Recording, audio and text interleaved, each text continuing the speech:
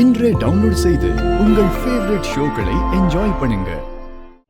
உங்க பையனை கொன்ன பாவம் அந்த கரிகால பயல குற்ற உணர்ச்சியில தான் வச்சிருக்கு. அதனால அவன் ரொம்ப பாதிக்கப்பட்டிருந்தான். அதனால தான் அவன் கபடி விளையாட போனாலே உங்க பையனோட ஞாபகம் வந்து கைகால் நடுங்கி மயக்கம் போட்டு விழுந்துருவான்.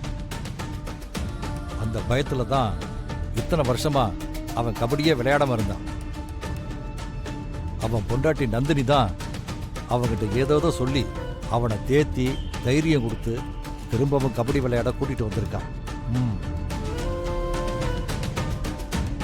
உங்களை கரிகாலம் பார்த்ததும் திரும்பவும் பயம் குற்ற உணர்ச்சி எல்லாம் அவனுக்கு வந்துருச்சு. நாளைக்கு அவனோட குற்ற உணர்ச்சியை தூண்டி விட்டாலே அவன் தானாவே இந்த கபடி போட்டியில தோத்துருவான். அதுக்கு பெருசா நீ எதுவும் செய்ய வேண்டாம். நாளைக்கு போட்டியில வந்து அவன் கண்ணுல படுற மாதிரி நில்லு, அது போதும். உன்னை பார்த்ததுமே உங்க பையனை கொண்ட ஞாபகம் அவனுக்கு வந்துடும். அது வந்தாலே அவன் கைகாலெல்லாம் நடுங்கி மயக்கம் போட்டு விழுந்துருவான். சரிங்க ஐயா, நாளைக்கு நான் வந்துடுறேன். சரிம்மா, நான் கிளம்புறேன். வா. கரிகாலா, உள்ள போக கூடாதுமா. உனக்கு என்ன கரிகாலா ஆச்சு?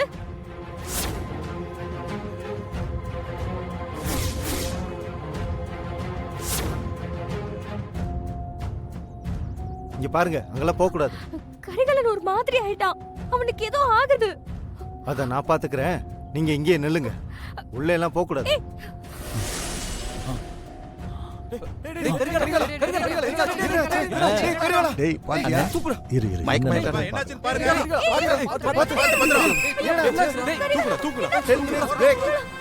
நாம நினைச்ச மாதிரி நடந்துருச்சு. இனிமே கரிகாலம் அவ்வளவுதான். அக்கா, நீ சொன்ன மாதிரியே கபடி போட்டி நடக்கிற இடத்துல என்ன நடக்குதுன்னு பார்த்து சொல்றதுக்கு நான் ஒரு ஆளை போட்டு வச்சிருந்தேன். அவன் தான் இப்ப போன் பண்ணா. போன் பண்ணி என்ன சொன்னா? ஏதாவது நல்ல விஷயமா? ஆமாக்கா, கரிகாலம் விளையாடிக்கிட்டு இருக்கும் போதே கிரவுண்ட்ல மயக்கம் போட்டு விழுந்துட்டானா.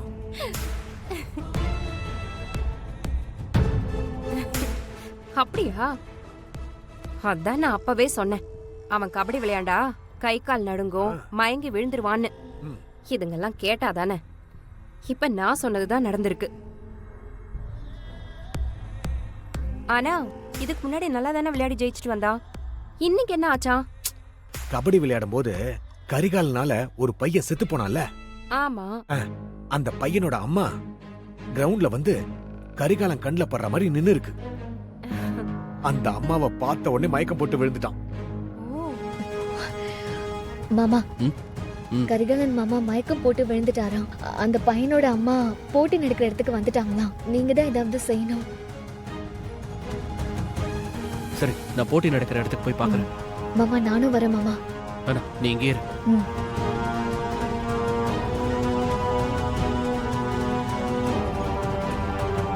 டாக்டர், கரிகாலனுக்கு என்னாச்சு? அவர் உடம்புல எதுவும் பிரச்சனை இல்லம்மா, அவர் மனசுல தான் ப்ராப்ளம். அன்னைக்கு விட இன்னைக்கு ரொம்ப சிவியர் ஆயிருக்கு.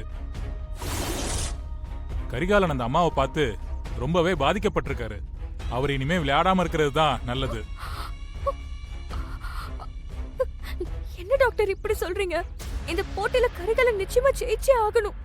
இல்லனா அவன் தங்கச்சி சடங்குல பிரச்சனை வரும். அதே சாக்கா வச்சு எங்க சின்ன அத்தை சொத்தெல்லாம் பிரிச்சு கேட்பாங்க.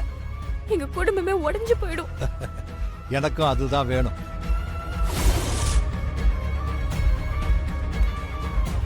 சிஸ்டர், உள்ள வாங்க. என்ன பாப்பா, நேத்தெல்லாம் ரொம்ப வீரவசனம்லாம் பேசிக்கிட்டு இருந்த, இப்ப என்னடா டாக்டர் கிட்ட கண்கலங்கி பேசிக்கிட்டு இருக்க? பாவம், நீங்க என்ன செய்வ பாப்பா? ஓ புருஷனோட நிலைமை தான் இப்படி ஆகி போச்சே.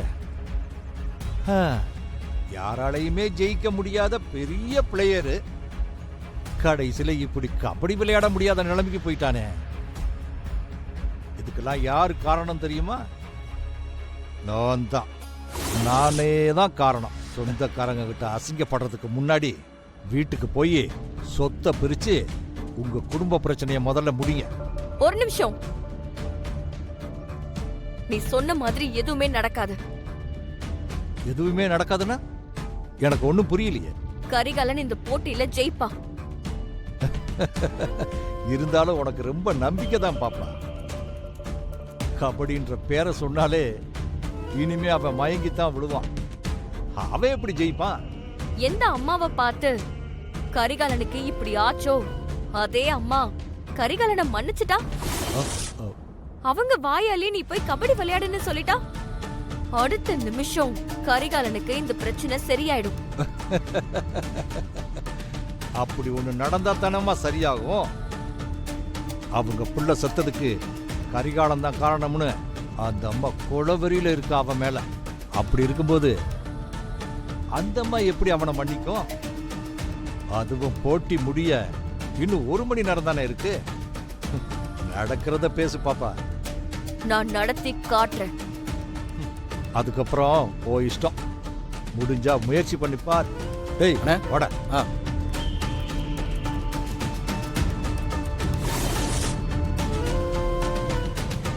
ஏங்க, நீங்க அந்த ஆள்கிட்ட சொன்ன மாதிரி செய்யறதெல்லாம் சாத்தியமா? நீங்க எல்லாரும் ஹெல்ப் பண்ணா நிச்சயமா இது சாத்தியம் ஆகும். என்ன செய்யணும்னு சொல்லுங்க. நான் கரிகாலனை சரி பண்ணி கூட்டிட்டு வர வரைக்கும் நீங்க எல்லாரும் சேர்ந்து போட்டியில தோக்காம சமாளிக்கணும். அன்னைக்கே நீங்க பாத்தீங்கல்ல, கரிகாலம் இல்லாம எங்களால ரொம்ப நேரம் தாக்கு பிடிக்க முடியாது. அதுக்கு ஸ்ட்ராங்கான ஒரு பிளேயர் வேணும். நான் இருக்கேன்.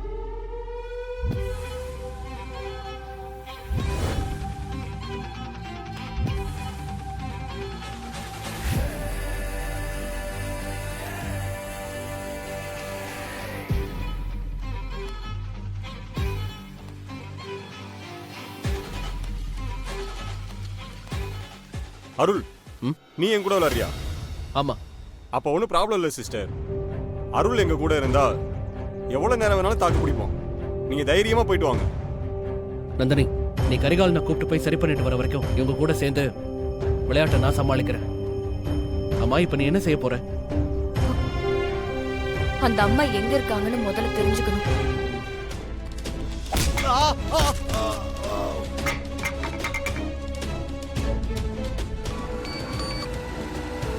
சொல்லுங்கண்ணே. டேய் எங்க இருக்கீங்க?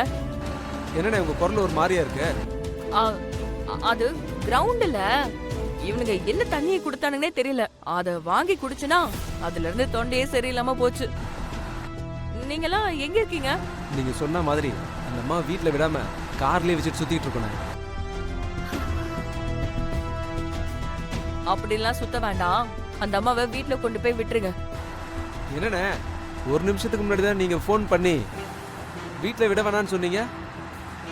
இப்ப ஃபோன் பண்ணி வீட்டுல விட சொல்றீங்க. நமக்கு நடக்க வேண்டிய காரியம் நடந்து முடிஞ்சிருச்சு. அதான் உடனே உன்னை வீட்டுல கொண்டு போய் விட சொல்றேன். அப்ப சரிண்ணே.